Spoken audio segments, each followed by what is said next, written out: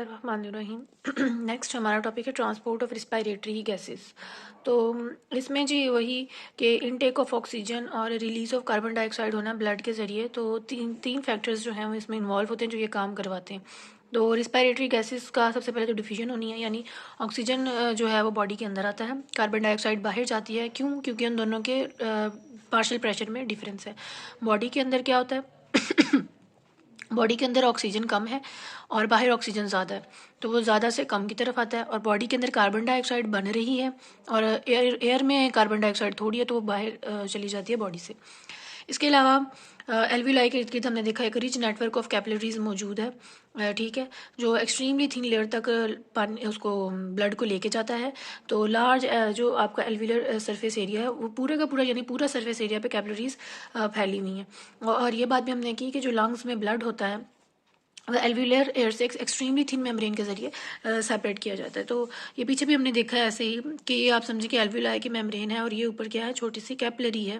तो एक पतली सी जो ये लेयर है ये इस एयर कैपिलरी में ब्लड को और इस एल्वियुलाई में आने वाली एयर को जो है वो आपस में एक दूसरे से सेपरेट कर रही है। देन ट्रांसपोर्ट ऑफ ऑक्सीजन की बात करें तो ह्यूमन बींग्स में जो रिस्पायरेटरी पिगमेंट है वो हीमोग्लोबिन है, ये हमें ऑलरेडी पता है, और ये हमारे रेड ब्लड कॉर्पस्कल यानी रेड ब्लड सेल्स में पाया जाता है। हीमोग्लोबिन जो है वो रेडिली कंबाइन होता है, मिलता है ऑक्सीजन के साथ और मिल के एक ब्राइट रेड से कलर की ऑक्सी हीमोग्लोबिन बना देता है। ये ऑक्सी हीमोग्लोबिन जो है वो इतनी कोई स्टेबल नहीं होती, अनस्टेबल होती है और फ़ौरन से स्प्लिट हो जाती है नॉर्मल पर्पल कलर की हीमोग्लोबिन में और ऑक्सीजन में। जब अच्छा ये कंडीशन कब है, देखें, ऑक्सी हीमोग्लोबिन तब बनी है जब आपको ऑक्सीजन मिल रही है ज़्यादा, उसका प्रेशर ज़्यादा है, ठीक है, तो उतनी देर तक तो ये क्या रहेगी, ऑक्सी हीमोग्लोबिन की फॉर्म में रहेगी। लेकिन जैसे ही लो ऑक्सीजन की कंसंट्रेशन हो गई, यानी बॉडी के अंदर अंदर जाने, जब तक तो ये लंग्स के पास पास रहेगा वहाँ पे ऑक्सीजन ज़्यादा है, तो वहाँ पे ऑक्सी हीमोग्लोबिन की फॉर्म में ही रहेगा। जैसे जैसे लंग्स से दूर जाते जाएंगे वहाँ पे ऑक्सीजन की कंसंट्रेशन क्या होती जाएगी, कम होती जाएगी। तो उतनी उधर जाके ये जो नॉर्मल ये जो ऑक्सी हीमोग्लोबिन है ये ब्रेक डाउन कर जाती है, टूट जाती है, ऑक्सीजन अलग हो जाता है और खुद ही अलग हो जाती है। तो अब इसका कलर जो है ना ये पर्पल रेड होता है, ठीक है, जो हमें वेन्स नज़र आती हैं कि blue blue purple purple colour की, हम इसी वजह से आती हैं। और जो हमारी दूसरी जब उसके साथ ऑक्सीजन यानी ऑक्सी हीमोग्लोबिन होती है उसका कलर ब्राइट रेड होता है। तो ये कलर भी याद रखिएगा। इसके बाद एक कार्बोनिक एनहाइड्रेज एंजाइम प्रेजेंट होता है रेड ब्लड सेल्स में। तो इस यानी इस ऑक्सीजन को लगने में और उसको उतरने में जो एंजाइम मेनली इन्वॉल्व वो कार्बोनिक एनहाइड्रेज एंजाइम है, ठीक है। ये जो है एक एफिशिएंट ऑक्सीजन कैरियर है जी, आपका हीमोग्लोबिन, और स्मॉल प्रोपोर्शन ऑफ ऑक्सीजन जो है वो कुछ ब्लड प्लाज्मा में भी डिसॉल्व होके होती है कि ज़्यादातर अमाउंट में तो वो हीमोग्लोबिन के साथ ही बाइंड होके जाती है ब्लड में ऑक्सीजन, और कभी कभार ब्लड प्लाज्मा जो है वो भी पढ़ लेंगे हम, ब्लड प्लाज्मा क्या होता है, तो उसके अंदर डिसॉल्व होके भी जो है वो ट्रांसपोर्ट होती है बॉडी में। हीमोग्लोबिन की अगर हम बात करें तो हम सी लेवल पे देख रहे हैं कि मैक्सिमम ऑक्सीजन जो हीमोग्लोबिन एब्जॉर्ब कर सकती है वो सी लेवल पे। सी लेवल पे क्यों? क्योंकि देखिए सी में होते हैं आपके फाइटोप्लैंक्टन्स और एल्गी काफ़ी ज़्यादा, और हमारी अर्थ पे 90% जो रिस्पायरेशन फोटोसिंथेसिस होनी है वो कर रहे हैं। तो फोटोसिंथेसिस जब मैक्सिमम सी पे होती है तो मैक्सिमम ऑक्सीजन भी सी के पास ही होती है, यानी समंदर के इर्द गिर्द ही मैक्सिमम ऑक्सीजन होगी।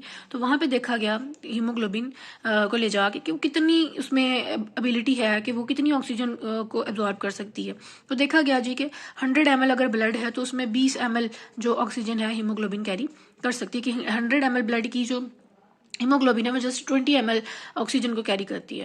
तो ये मैक्सिमम कैपेसिटी है हीमोग्लोबिन की जब इसमें इसे हर फुली ऑक्सीजन मिल रही होती है। लेकिन अगर अब हम नॉर्मल कंडीशंस की अपनी बात करें, जैसे हम लोग यहाँ पे रह रहे हैं, समंदर से दूर हैं, तो ऑब्वियसली उतनी मैक्सिमम ऑक्सीजन तो हमारे इन्वायरमेंट में नहीं है जितनी समंदर के पास है, ठीक है।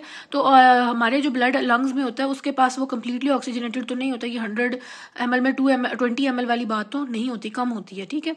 ऑक्सीजन टेंशन अगर 115 मिलीमीटर मर्क्यूरी हो तो हीमोग्लोबिन 98% सेचुरेटेड होती है, यानी 19.6 100 ml में 19.6 ml ऑक्सीजन होगी।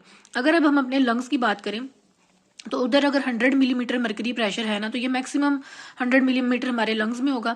जैसे जैसे लंग्स से हम नीचे जाते जाएंगे वैसे वैसे प्रेशर हवा का वहाँ पे कम होता जाएगा। क्यों? क्योंकि बॉडी के हम अंदर की तरफ जा रहे हैं, ठीक है। जैसे यहाँ पे अंदर टिश्यूज की तरफ जाए तो वहाँ पे जाके सिर्फ 60 मिलीमीटर मर्करी जो प्रेशर है वो रह जाता है। अगेन ये जो बात है मैं रिपीट कर रही हूँ कि हीमोग्लोबिन जो होता है उसकी हमने जब देखा कि उसमें कितनी सलाहियत है अपने अंदर ऑक्सीजन को जज़ब करने की, तो वो समंदर के पास थी 20 ml, तो जितना जितना हम समंदर से दूर आ रहे हैं ऑक्सीजन की कंसंट्रेशन उतनी ज़्यादा तो नहीं रह रही। ऑब्वियसली ऑक्सीजन है एयर में, लेकिन उतनी ज़्यादा नहीं है जितनी सी के पास है। तो यहाँ पे एक और एग्जांपल दी हुई है कि अगर 115 मिलीमीटर मरकरी प्रेशर है, ऑक्सीजन टेंशन है, तो तब जी 98% सेचुरेशन होती है। और उसके बाद अगर हम अपने लंग्स की बात करें तो उधर 100 मिलीमीटर मरकरी जो है वो प्रेशर होता है। और यहाँ पे मैक्सिमम क्या होगी, जितनी हीमोग्लोबिन ने होना है ना ऑक्सीजनेट, वो हो जाएगी। उसके बाद इससे ज़्यादा प्रेशर देंगे भी तो वो कोई काम नहीं होगा। When oxygen pressure falls below 60 millimetre mercury, जैसे कि हमारे सेल के पास या टिश्यू में जब बॉडी के अंदर जाना शुरू हो जाती है तो ऑक्सीजन सेचुरेशन हीमोग्लोबिन की कम होती जाती है।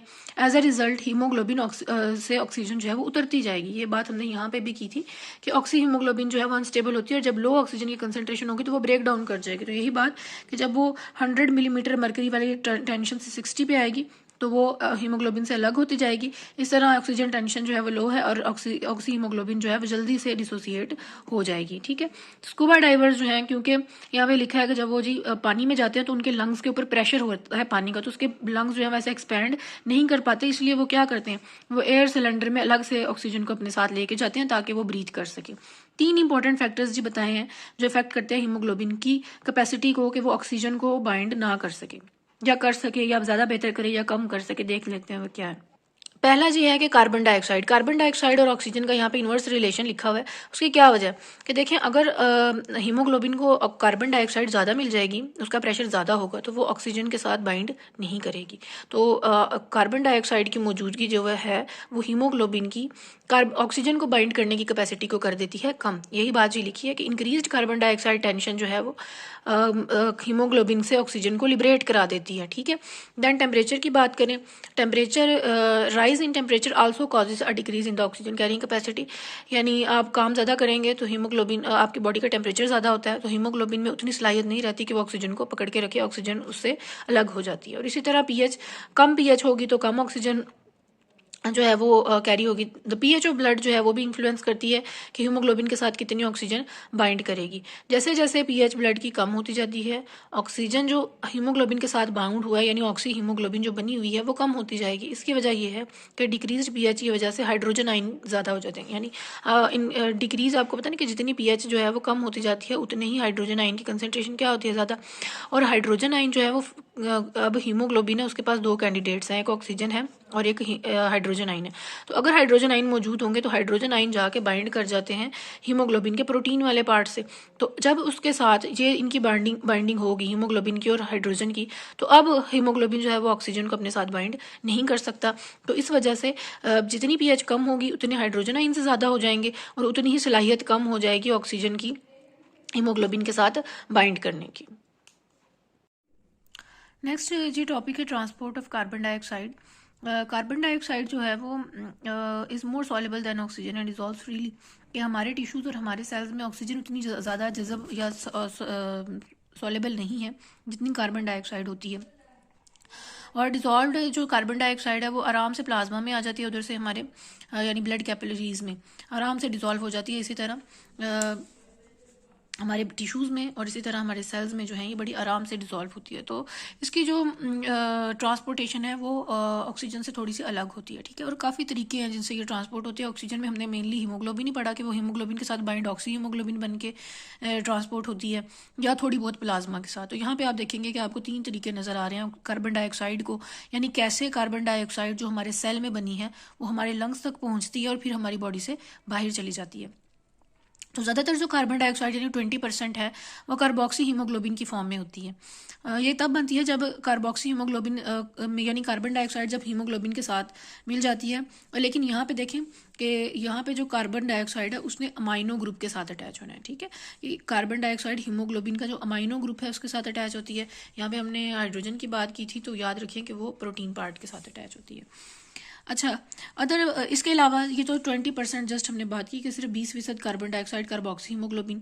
देन जो बाकी हैं 5% कार्बन डाइऑक्साइड वो प्लाज्मा के अंदर जो प्लाज्मा के अंदर प्रोटीन्स के साथ जो है वो बाइंड होके। अब क्या होता है जी, अभी प्लाज्मा को थोड़ा सा यहाँ पे बता देती हूँ कि अगर आप ऐसे एक टेस्ट ट्यूब में ब्लड को लेना तो उसे थोड़ी देर स्टे करने दें तो यूँ नीचे आप देखेंगे कि यूँ सेल बैठ जाएंगे, जितने भी आपके रेड ब्लड सेल हैं वाइट ब्लड सेल हैं वो नीचे जो है वो बैठ के ठीक है। और ऊपर आप देखेंगे कि आपको यूँ एक लेयर सी नज़र आएगी, स्मीयर से नज़र आएगा। तो उस स्मीयर को कहते हैं कि अगर आप अपने ब्लड में से ब्लड सेल्स को माइनस कर दें तो पीछे जितना भी फ्लूइड लाइक स्ट्रक्चर रहेगा ना, वो होता है आपका ब्लड प्लाज्मा।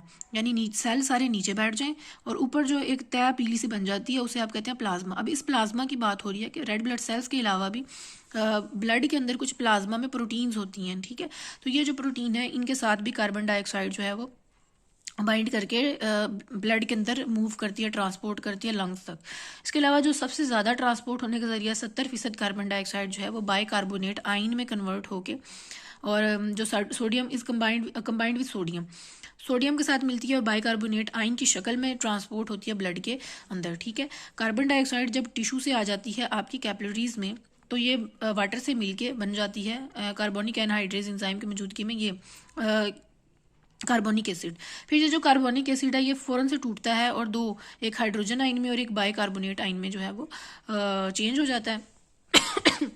जब ब्लड जो है वो कैपिलरी से निकलता है, most of the carbon dioxide जो है वो बाइकार्बोनेट आयन की फॉर्म में होती है।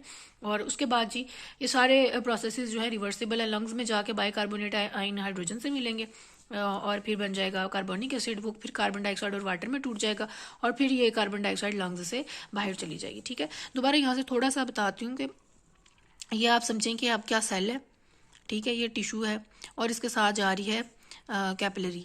तो यहाँ से कार्बन डाइऑक्साइड बनी। कार्बन डाइऑक्साइड कैसे बनी? कार्बन डाइऑक्साइड रिस्पायरेशन के नतीजे में बनी, जब आपने ग्लूकोज को तोड़ा और उससे एटीपी ली, ठीक है, और साथ बनी कार्बन डाइऑक्साइड जो क्रेब्स साइकिल में बनी थी। तो वो वहाँ से आई आपके टिश्यू फ्लूइड में और उस टिश्यू फ्लूइड से वो आई आपकी कैपिलरीज में। तो अब कैपिलरीज में आगे हमने बात की कि उसके पास 3 ऑप्शंस हैं। कौन कौन सी? एक के वो कार्बोक्सी यानी हीमोग्लोबिन के साथ बाइंड कर ले, जैसे एक गाड़ी 3 गाड़ियाँ हैं उसके पास, या तो हीमोग्लोबिन के साथ बाइंड होगी, 20% ये काम करती है, 5% ब्लड में मौजूद कुछ प्रोटीन्स होती हैं उनके साथ बाइंड करती हैं, और बाकी 70% जो हैं वो वाटर के साथ मिलकर बन जाती हैं कार्बोनिक एसिड। देन टूट के एक हाइड्रोजन आयन और बाइकार्बोनेट आयन जो है उसमें कन्वर्ट होती है। फिर यही काम ये जाके करती हैं। अब ये ब्लड जो है ये यहाँ से, ये बॉडी से था, तो बॉडी से आगे अब ये पहुंच गई हैं जी उधर लंग्स में। तो लंग्स में जाके ये इसी काम का उल्टा होगा। लंग्स में अब क्या होना है? अब ये आई कैपिलरी के अंदर कार्बन डाइऑक्साइड, ठीक है, और ये है आपकी एल्व्यूलाई, ठीक है। तो अब यहाँ से इस कार्बन डाइऑक्साइड ने जाना है एल्व्यूलाई के अंदर। तो ये कार्बन डाइऑक्साइड आई किस शक्ल में है? ये आई है बाइकार्बोनेट आयन की शक्ल में। तो यहीं पे ये क्या करेगी? हाइड्रोजन से मिलेगी, कार्बोनिक एसिड बनाएगी, फिर टूटेगी कार्बन डाइऑक्साइड और वाटर में, और फिर ये कार्बन डाइऑक्साइड आ गई लंग्स में, ठीक है। इस तरह फिर ये यहाँ से नॉस्ट्रिल्स के जरिए बॉडी से बाहर चली जाएगी। और फिर चौथी बात यहाँ पे जी लिखिए कि बहुत कम अमाउंट में जो कार्बन डाइऑक्साइड है वो पोटाशियम के साथ बाइंड होके भी बॉडी में ब्लड में ट्रांसपोर्ट होती है, ठीक है जी। यहाँ पे एक छोटा सा है कि कार्बन डाइऑक्साइड जो कंसनट्रेशन है यानी आर्टरीज में और वेन्स में कितनी होती है। अब आपको पता है आर्टरीज ब्लड को जो है वो ऑक्सीजनेटेड ब्लड को कैरी करती हैं, वो जो ऑक्सी हीमोग्लोबिन की शक्ल में होता है, और वेन्स में होता है जिससे ऑक्सीजन रिमूव हो गया, कार्बन डाइऑक्साइड वाला ब्लड। तो यहाँ पे अगर हम देखें कि आर्टरीज में जो ब्लड था उसमें 50 ml ऑफ कार्बन डाइऑक्साइड पर 100 ml ऑफ, यानी देखें कि यहाँ पे बना ही लेते हैं, 1 मिनट जी, कि अगर हम कार्बन डाइऑक्साइड की बात करें तो आर्टरीज में कार्बन डाइऑक्साइड होती है 50 ml, यानी टोटल ब्लड अगर हमारे पास 100 ml है, तो आर्टरीज में अगर हम देखें तो आर्टरीज में होता है 50 ml कार्बन डाइऑक्साइड और वेन में होती है 54 ml, यानी कार्बन डाइऑक्साइड दोनों में मौजूद होती है। तो इतना ज़्यादा कोई फ़र्क नहीं पड़ता, जस्ट 4 ml का फ़र्क है। यानी यही आर्टरीज जब वापस जा रही होती है ना हार्ट की तरफ, तो ये वेन्स बन जाती हैं। तो वापस जाते हुए ये जो है 100 ml ब्लड में सिर्फ 4 ml कार्बन डाइऑक्साइड जो है वो आपके टिश्यूज़ से, यानी ये जो इस तरह एंटर हो रही है यहाँ से आपके कैपिलरीज में, तो ये सिर्फ 4 ml होती है 100 ml ब्लड में, ठीक है। ये याद रखिएगा कि 4 ml ऑफ ब्लड पर 100 ml जो है कैरी किया जाता है जब ब्लड लंग्स की तरफ वापस जा रहा होता है।